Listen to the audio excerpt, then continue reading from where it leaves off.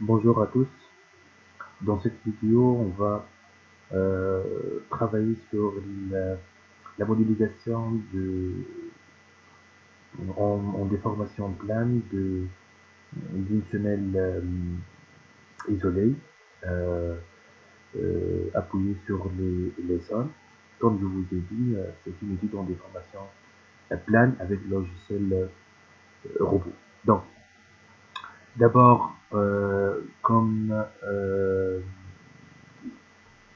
interface du travail sur laquelle on va travailler, il s'agit bien d'une étude en déformation plane. Je vais commencer tout d'abord par la création d'une construction. Donc, il s'agit bien d'une semelle isolée appuyée sur deux couches du sol. Donc, je vais commencer d'abord par la définition d'axe. Par rapport à X, j'ai trois espacements. Un espacement de 5 cm, de 5 mètres. Après, un espacement de 2 mètres qui représente la largeur de la semelle.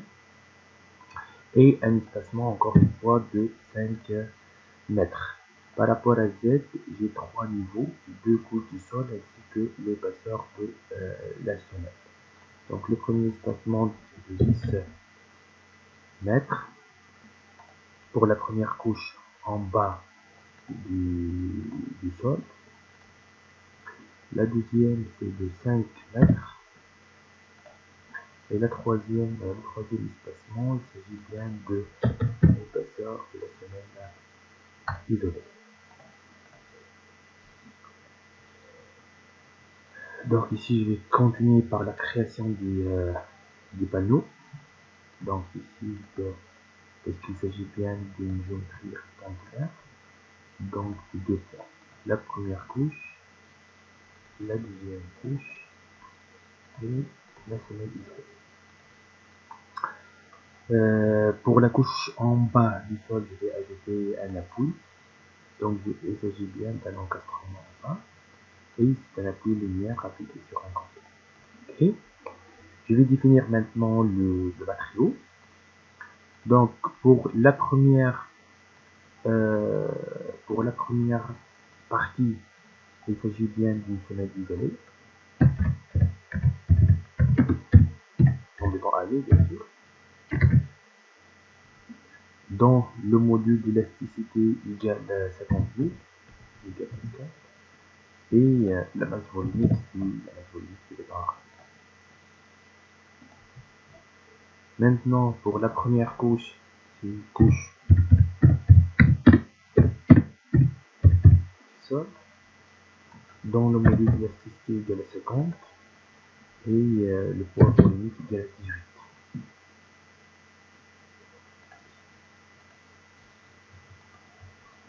Pour la dernière couche, la couche de base,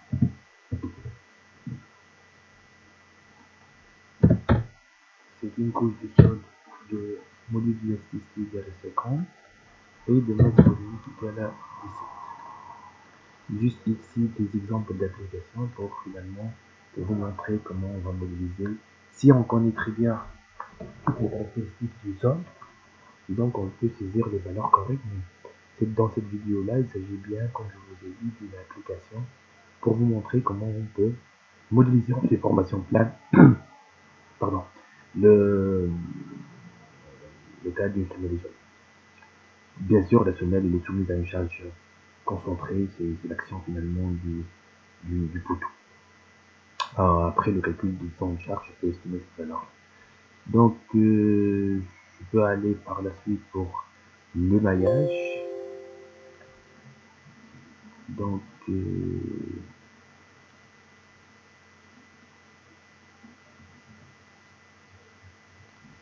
ici, je vais diminuer la largeur du maille.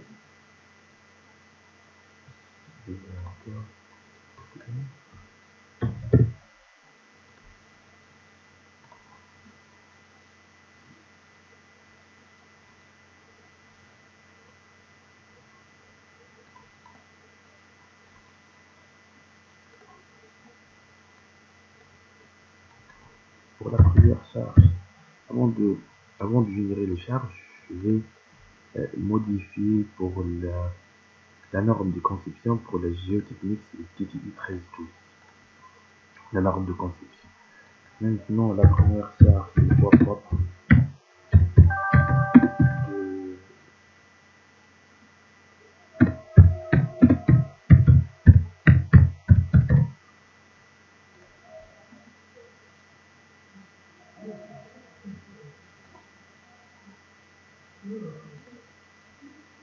donc le poids propre c'est déjà généré.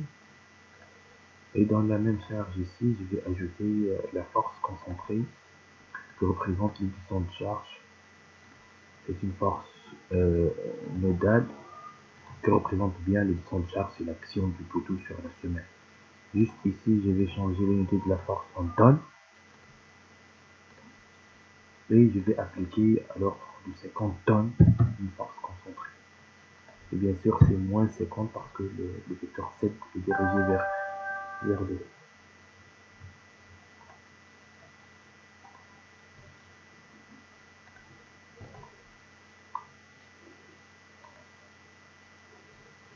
Donc, je vais lancer maintenant le calcul.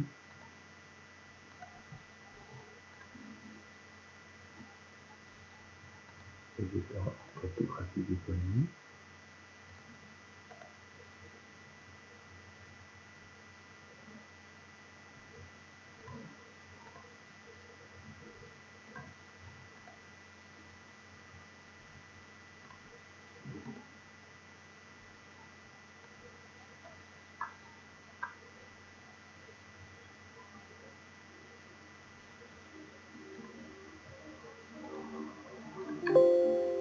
Je vais essayer juste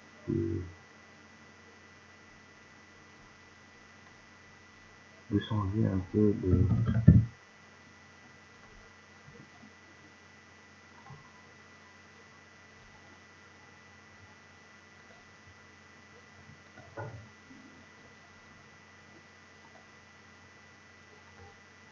le taille des diamètres.